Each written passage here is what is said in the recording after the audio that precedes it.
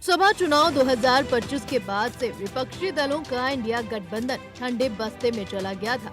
लेकिन लोकसभा में नेता विपक्ष राहुल गांधी ने अब इसमें जान फूंकने की तैयारी की है।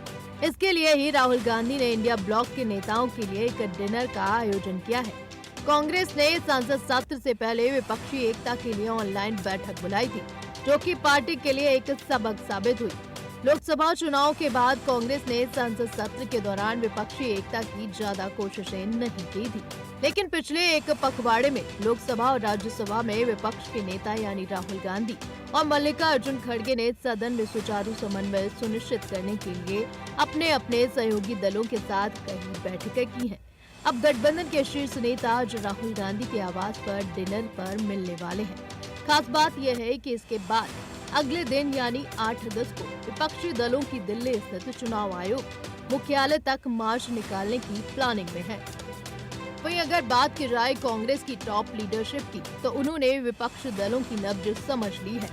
कांग्रेस की इस पहल के पीछे एक बड़ी वजह है और वह यह है कि कांग्रेस की टॉप लीडरशिप समझ गई है कि वे विपक्षी दलों को संसद में लंबे समय तक सरकार विरोधी कैंपेन चलाने के लिए तभी एकजुट कर सकती है, जो कि क्षेत्रीय दलों के लिए तत्काल चिंता का विषय बना हुआ है। कांग्रेस की यह नीति पिछले कुछ संसद सत्रों में अलग है। उस दौरान कांग्रेस ने अमेरिकी रिपोर्ट में गौतम अडानी पर रिश्वतखोरी के आरोपों को लेकर संसद में आक्रामकता दिखाई थी, लेकिन उस दौरान कांग्रेस को विपक्षी दलों से कोई खास सहयोग नहीं मिला था। आज की स्थिति में कांग्रेस और उसके सहयोगी दल एक बार फिर एक मत है। हालांकि इनमें से लगभग सभी दलों ने पहलगाम आतंकी हमले और ऑपरेशन सिंदूर पर चर्चा के लिए संसद का एक विशेष सत्र बुलाने की मांग की थी, लेकिन बिहार में वोटर लिस्ट के इंटेंसिव रिवीजन के मुद्दे ने सभी को टेंशन बढ़ा दी है। इसलिए ऑपरेशन सिंदूर पर चर्चा के लिए सहमति के बावजूद टीएमसी ने लोकसभा में शुरुआत में विरोध प्रदर्शन किया था। टीएमसी चाहती थी कि विपक्ष को सरकार से आश्वासन मिले ऑपरेशन सिंदूर के बाद एसआईआर पर चर्चा होगी। वहीं बात की जाए कई विपक्षी दलों के लिए राष्ट्रीय स्तर पर होने वाला वोटर लिस्ट का एसआईआर मुद्दा सबसे बड़ा मुद्दा बन गया है। यही उन्हें एकजुट कर रहा है। वरिष्ठ डीएम के नेता तिरुचि शिवा ने कहा, वोटर लिस्ट का रिवीजन एक बहुत ही गंभीर मुद्दा है। चुनाव आयोग वोटर लिस्ट में संशोधन करके कई लोगों को उनके मताधिकार से वंचित कर रहा है। भारत जैसे देश में निष्पक्ष और स्वतंत्र चुनाव सुनिश्चित करने होंगे। नागरिकता साबित करने के लिए कहना चुनाव आयोग के अधिकार क्षेत्र में नहीं है।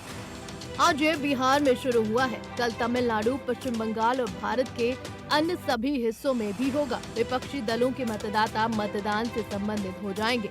दूसरी ओर माकपा के जॉन ब्रिटास ने कहा, हमारे सामने कई और मुद्दे हैं, लेकिन वामपंथियों से लेकर तृणमूल कांग्रेस और कांग्रेस से लेकर आप तक पूरा विपक्ष एसआईआर के खिलाफ लड़ने के लिए एकजुट हो गया है, क्योंकि एसआईआर के असली प्रमुख निर्वाचन सदन में नहीं बल्कि कहीं और बैठे हैं। अब दिलचस्प बात यह है कि इंडिया गठबंधन से बाहर हो चुकी आम आदमी पार्टी के नेता बुधवार को संसद की कार्रवाई ठप करने वाले विपक्षी गुट की एसआईआर संबंधित प्रेस कॉन्फ्रेंस में भी शामिल हुए थे।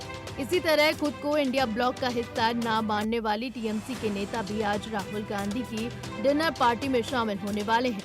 खास बात यह है कि लेफ्ट और टीएमसी इस मंच पर साथ होंगे, जबकि कुछ महीनों बाद होने वाले पश्चिम बंगाल के विधानसभा चुनाव में दोनों ही एक दूसरे के प्रतिद्वंदी होंगे और कई विपक्षी दलों के लिए वोटर लिस्ट का रिवीजन अस्तित्व का सवाल बन गया है और क्षेत्रीय दल अपने मुद्दों के साथ कांग्रेस के साथ हाथ मिलाने को तैयार हो गए हैं।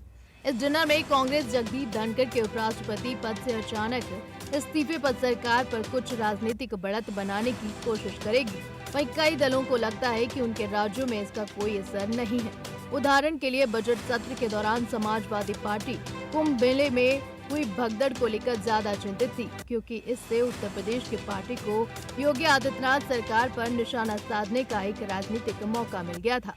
यह भी एक तथ्य है कि कुछ छोटी पार्टियां संसद में सामान्य कामकाज होते देखना चाहती हैं, ताकि वे प्रश्न पूछ सके और अपने चिंताजनक मुद्दों को उठा सके। ज्यादातर पार्टियां एसआईआर मुद्दे पर एक मत हैं।